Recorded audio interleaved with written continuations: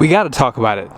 How did Ram increase the payload on their Ram HD trucks? And I'm talking specifically about the 3/4 ton trucks. Most of you guys saw the video I did where I showed you where Ram actually increased the gross vehicle weight rating on these. But did they make any changes underneath? We're going to discuss that here in a second. I borrowed this Ram 2500 Laramie Mega Cab from Larry H. Miller, Chrysler Jeep Dodge Ram here in Sandy, Utah. It is available for sale. Let's go ahead and check out the window sticker really quickly so you guys can see the options and features on this build. At the very top is a description. Base price comes in at $78,540. And then here is a short listing of the standard equipment. Be sure to pause to see more. Starting off the options is the diamond black paint. And you guys see the Night Edition Tomo digital review mirror package, $1135. Laramie Level 2 Plus is $48.95. And does continue on the other side. Front and rear rubber floor mats, power sunroof, instrument panel, mounted auxiliary switches, has the air suspension. So this truck is pretty loaded. Destination is $2,095 with a total price of $94,175. Do you guys see in the center of that A right there? That is not a camera. That is a block off plate on where the camera should go. Does anyone remember how expensive this truck was? It was like $94,000. It's a lot of money. Now granted, I know that Ram gives you big discounts, but if you're going to order one of these trucks, I would just recommend getting the Towing Tech Group. It gives you the cargo view camera, 360 camera, trailer reverse guidance, and then trailer tire pressure monitoring system. I don't know why Ram did that. That is, I got to tell you, they are some, woof, man. Some of you guys are just making, you don't own trucks. Whoever is making the decision on these packages do not own trucks. And you don't look at your competitors. I can get 360 camera standard on a Lariat F350. It's standard.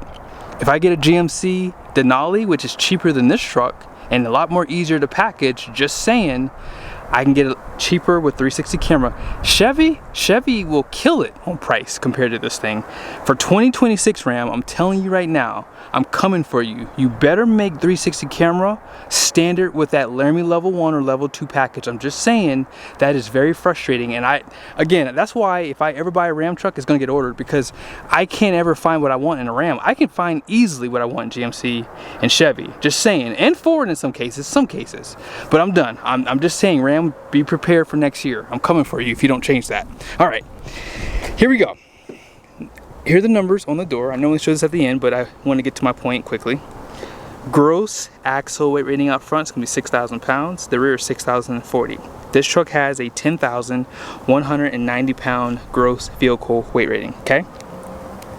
Now, because it doesn't have the 11,040 pound one, there's the payload, 1,762 pounds.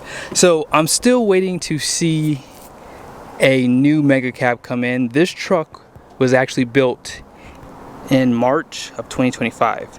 They made the change on the GWR back in, when was it? I believe it was April or May is when they start showing up. But, oh wait, let me go back real quick, hold on one second. This truck has a curb weight of 8,428 pounds. The way I got that number is if you take the gross vehicle weight rating, which is 10,190 pounds, subtract it from this payload, 1,762 pounds, that gives you the 8,428 pounds. Now, the new gross vehicle weight rating for the 3/4 tons is 11,040 pounds. I haven't confirmed that the mega cab and long bed 3/4 tons are going to have a slightly higher number. But if that number is the case for long bed and mega cab 3/4 tons, this truck would have had a 2,612 pound payload capacity, okay? So I know that some of the hot shotters out there are going to complain about the higher gross vehicle weight rating, because now if they buy this truck, they can't tow as much trailer, basically. If you're that guy who's going to complain on this video, you're in luck. you don't necessarily have to get your truck with the higher gross vehicle weight rating. If you live in a state where that higher gross vehicle weight rating is going to hurt you, you can order your truck with the 10,000 pound GVWR. I was able to go online and see that, so no need to complain about the higher number. So what did Ram change on this truck? Let's talk about that for a second. Now, if you're looking at a 3/4 ton or 1 ton truck, they have the same tires on either one. So these Firestone Transforce AT2s are going to come on a 1 ton, just like they do on this 3/4 ton. As far as the capacity for these tires go, it's right here, 3,640 pounds. That doesn't change. Now, the only thing that does change between the two is the tire pressure. So on this one is 65 psi all the way around. So you don't have to worry about running 80 psi in the rear and then potentially having a tire pressure light come on when you want to run it this low. That is the main reason why people buy 3/4 tons, because they don't plan on towing a lot of trailer and they don't plan on towing often. So this truck is going to give you a better ride just simply because you can run the tires at a lower tire pressure. Now granted, you can do aftermarket stuff, but some people don't do that. Now this truck does have the air suspension, right? So this truck having the air suspension, and it's going to have that multi-link suspension, so you can see some of the links ones there. You see the sway bar right there, and there's probably another link on the other side too, and then the links are right here too. So you have two, top and bottom. Okay, right there. Sorry, I wasn't even pointing my camera there. So yeah, 1, 2, those are your links. So it's like a 5-link suspension. The reason why Ram has always had this lower GVWR is probably because of this suspension. Now, something else to consider too is this framing is totally different from the 1 tons. It's actually a straight frame, as I call it, on the 1 tons compared to this one here. It's not as thick, and I think that is why the 3/4 tons have always had that 10,000 pound GVWR. But regardless of that, Ram did raise that number, and they made no changes from what I can see to the frame or to the suspension. See, in theory, when people said that the gross vehicle weight rating is an arbitrary number, I kind of agree with those guys now. Sorry about that, guys. I had to move the truck over here. What I was saying was, back in the day, people would say that the gross vehicle weight rating was an arbitrary number. You don't have to follow it. You can exceed those numbers without any repercussions, unless you're towing commercially, which I still 100% disagree with that. That's not true. Do not follow people who say that. However, here's what I'll tell you. Ram did tell us, without telling us, that you can recertify your truck without making any changes to it, because they changed the gross vehicle weight rating and made no changes. See, my humble opinion is they should have did a max tow package for the 3/4 tons, and then just packaged it together with the air suspension, even for the tradesmen and bighorns, because they're not available with air suspension, but made a max tow package.